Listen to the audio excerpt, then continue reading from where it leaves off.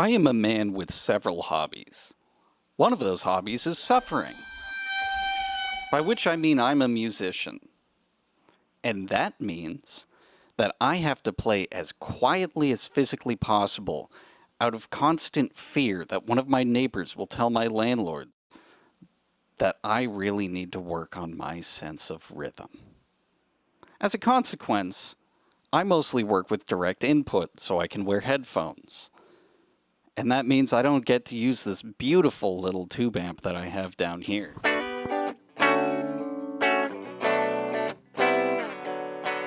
So I'm going to show you how to get a halfway decent guitar tone in Ableton Live. Let's get to it. Alright, so I'm going to just briefly give you an example of what the finished product is going to sound like.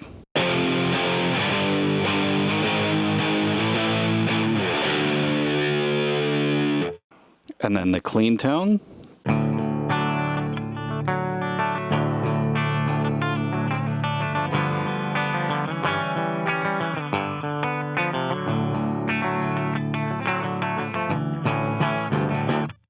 Now that I've shown you that, let's get started by setting up the track. I'm just going to minimize this here. And what we're going to do is insert audio track.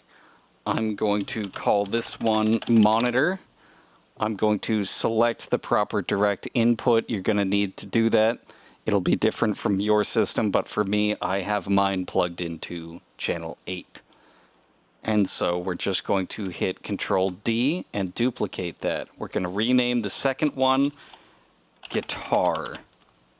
Or let's do Guitar 1, because you very often will want to double track them. So the next step is both of these tracks are set to monitoring off. You're going to want to change the monitor track to in. The reason is that if you have it set to auto, which will also enable monitoring and let you hear what you're playing, it has a higher latency. When you have it just set to input, it's the lowest possible latency, and it will be less confusing when what you're playing doesn't match what you're hearing, because it will be close enough to where it won't matter. Or maybe you have a super sensitive ear and I just don't have that ability. But it's good enough for me. And so the next step, what we're going to do is we're going to hit Control G and group these. I'm going to rename the group to Guitar Group. Doesn't matter what you name it.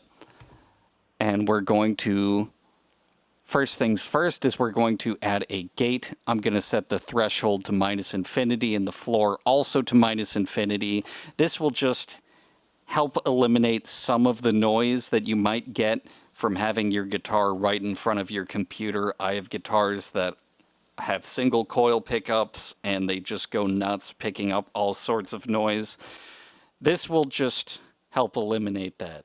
So the next thing we're going to do is we're going to treat this as if it were a real guitar plugged into a real amp. I'm going to double-click on amp. I'm going to double-click on cabinet. These are two effects that work very well in tandem. They do exactly what it says on the tin. It is an amp, it is a cabinet.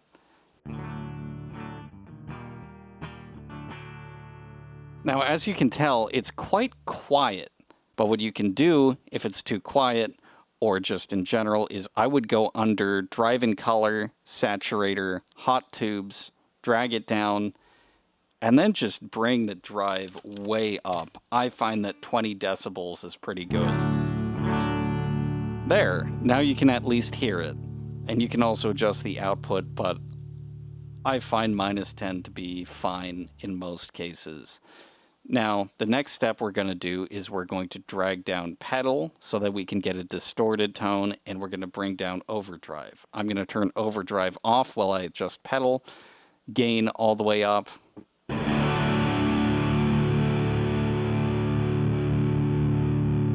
And if you want, you can stop the video right there, because that is a pretty decent distorted guitar tone. But if you're looking for something a little more advanced, then I would recommend you keep watching. So A lot of this is just trial and error, especially when it comes to overdrive, is I like to set the dry wet to 100% wet.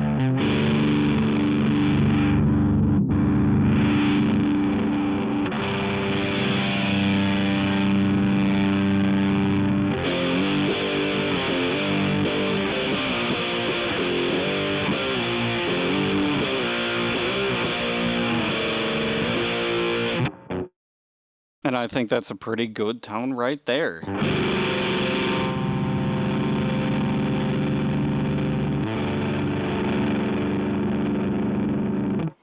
So, now that we have some pretty decent settings, what I'm going to do is I am going to hold down Shift, select the first one and select the last one. To select all of them in line, I'm going to hit Control G, and we are going to group it.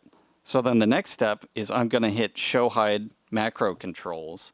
I'm going to right-click on Dry Wet. I'm going to right-click on Dry Wet.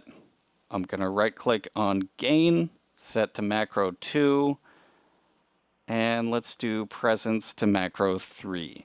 So right now we have two of these distortion type effects. We have the overdrive and we have the hot tubes. And what I'm also going to do is I'm going to go into the maximum, which is how far this knob down here will let you turn the effect. I'm going to turn the one for overdrive to about 50%. I think that sounded best. It's really trial and error. You may find settings that sound better or worse for you, depending on whatever you're going for. And then one thing that I also like to do is I like to right-click on the on-off button, also map that to dry wet. And this minimum setting here is what number does the effect turn on at. I'm just going to set this to 1 for both of these. And then I will click away from map. And what that does is when you drag this dry wet down to 0, the effect turns completely off. Now that's effectively the same thing as dry wet being at 0, but I just do this out of habit. So now we have this dry wet knob that controls how dirty the sound is. So I'm going to rename this Dirt.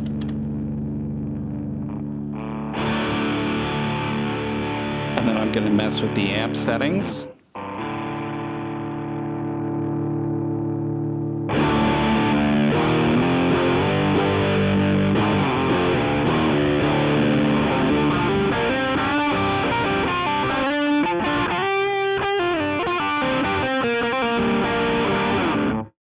So it's not perfect. It's a little bit muddy.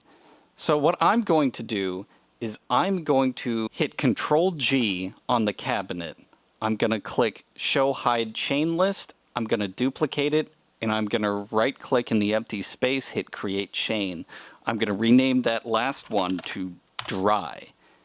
And on the second cabinet, I'm going to rename this one Off Axis, because I want this to be an off-axis microphone to add a little more depth to the sound.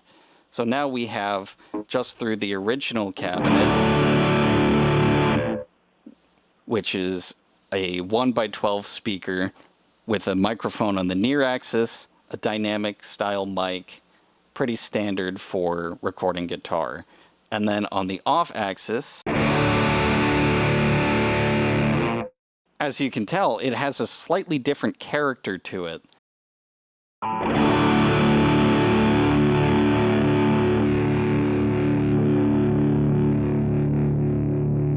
And then lastly, we have the dry, which can be pretty piercing on its own. So what I'm going to do is I'm going to uncheck solo. I'm going to drag dry all the way to the bottom. This is just the two cabinets now. I'm going to adjust it to a level that I like. And then I'm going to bring in this dry.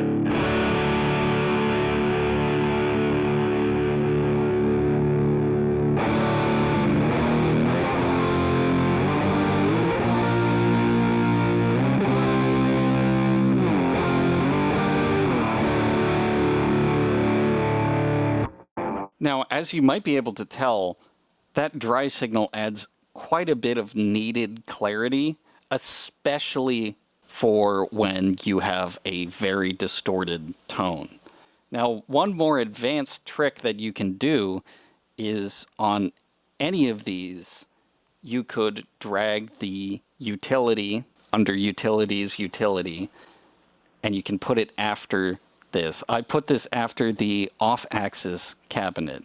I'm just going to hit invert phase of left channel. What this does is it's essentially mimicking a mid-side miking technique. And so if I solo this, if you're listening in mono, you probably didn't hear anything, but if you're listening in stereo, you certainly did. And so that's just, it's an old school producing trick to have something that sounds wide in stereo but completely disappears in mono, and it can be helpful. It's kind of something that I use sparingly when the mood calls for it. And so that's the gist of it. The rest of it is really just messing around. Like, I would almost certainly be using EQ. I like to set a high-pass filter around maybe 90 hertz for this guitar. That's much clearer. The reason why you do this is so that there is less bass frequency that will end up messing up your bass and your kick drum. It's generally a frequency range not occupied by guitar anyways, and for various psychoacoustic reasons, you wouldn't even really notice it anyways. But it's something that you gotta do by ear for each instrument, because every guitar is going to sound slightly different.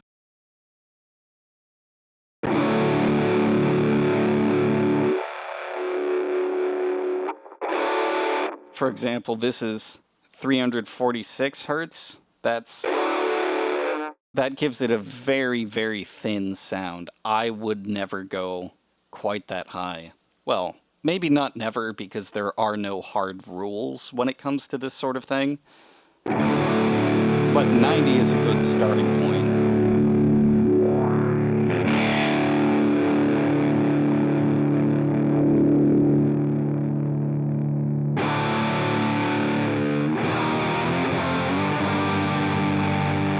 And just with that one cut and one boost that I did just then with the EQ, it sounds so much clearer. And that's pretty much it. I'm going to put on screen an example of the Ableton Live manual where it talks about the amp settings, because each one of these clean, boost, blues, rock, lead, heavy, bass, they're all based off of real amps. And in my experience, the blues is the best sounding one, but that may not be true for the type of music that you want to create. And one final thing is this output is set to mono, which is fine because right here I just have one guitar playing. But most rock songs, especially ones with big, heavy, distorted guitars, they're going to have at least 2, sometimes 4, sometimes more than that, tracks of guitar. Meaning you have guitar 1 pan to the left and track 2 pan to the right to make it sound super wide. In which case, if you're doing it in this way where you have everything going through one amp and then one set of cabinets, you'll probably want to set that output to dual in the cabinets and in the amp settings. So that way it just works in stereo instead of mono. That's it for this tutorial. Please like and subscribe. If you have a music-related topic you'd like me to cover, put it in the comments and I'll see you next time.